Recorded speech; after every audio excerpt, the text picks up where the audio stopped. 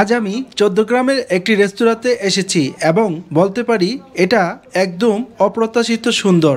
রেস্তোরাঁটি বাইরে থেকে সুন্দর কিন্তু ভিতরে আসল সৌন্দর্যতা লুকিয়ে রয়েছে।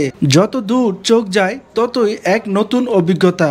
বিশেষত রেস্তোরাঁটির ছাদটি অসাধারণ। পুরো ছাদটি অসাধারণভাবে সাজানো হয়েছে, যেন এক শিল্পকর্ম। ছাদের লাইটিংগুলো এক একটা খুব সুন্দরভাবে সাজানো হয়েছে, যা রাতের অন্ধকারে মুগ্ধতার সৃষ্টি করে। ছাদের উপর থেকে রেস্তোরাঁর পুরো ভিউটা একেবারে আলাদা ধরনের। এমন রেস্তোরাঁ চৌদ্দগ্রামের মতন জায়গায় আমি কখনো দেখিনি। খাবারগুলো অসাধারণ, একদম মুখরোচক। শুধু এখানকার স্থানীয় মানুষরাই নয়, দূর দূরান্ত থেকে অনেকে এখানে আসছেন, ভিড় জমাচ্ছেন।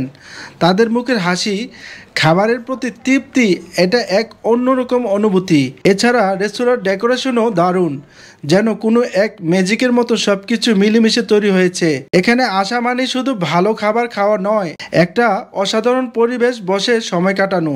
আপনাদের জন্য যদি কখনো চৌদ্দগ্রাম আসার সুযোগ হয়, এই রাস্তাটি অবশ্যই একেবারে ঘুরে আসবেন। ইতিমধ্যে পুরোটা রেস্টুরেন্টটা ভিডিওটা করে আপনাদেরকে দেখাইছি। ভিডিওটা আসলে কেমন হয়েছে জানি না, তবে আমার কাছে এই জায়গায় মানে ক্যামেরার বাইরে মানে পুরোটা রেস্টুরেন্ট, মানে আমি চৌদ্দগ্রামে অনেকগুলো রেস্টুরেন্ট ঘুরছি, আর চৌদ্দগ্রামের মধ্যে মনে হয় আমার কাছে এই রেস্টুরেন্টটা সবচেয়ে বেশি ভালো লাগছে। আর এটা এত সুন্দর পরিপাটি করে খুব গুছানো রেস্টুরেন্টটা, আসলে ভালো লাগছে। আসলে এখানে আসার মেইন উদ্দেশ্য হচ্ছে এটা নাসির ভাইয়ের এলাকা, আর নাসির ভাই আমাদেরকে আসার জন্য বলছে।